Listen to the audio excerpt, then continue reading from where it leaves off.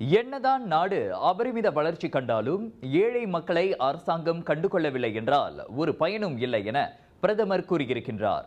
மலாய்க்காரர், சீனர், இந்தியர் அல்லது பூர்வக்குடி என எந்த பேதமும் இல்லாமல் அனைத்து ஏழை மக்களுக்கும் உதவ வேண்டியது அரசாங்கத்தின் கடமை என டத்துஸ்ரீ அன்வார் இப்ராஹிம் சொன்னார். அடுத்து பரம ஏழைகள் அற்ற மாநிலமாக ஜொகூர் உருவெடுக்க வேண்டும் என்றும் தனது எதிர்பார்ப்பை அவர் வெளியிட்டார்.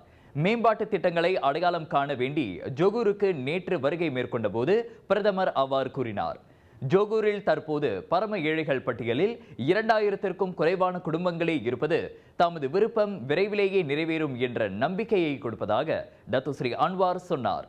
ஜொகூர் மாநிலம் இப்போது மிகவும் பெருமை அளிக்கும் வகையில் வளர்ச்சியை பதிவு செய்துள்ளது.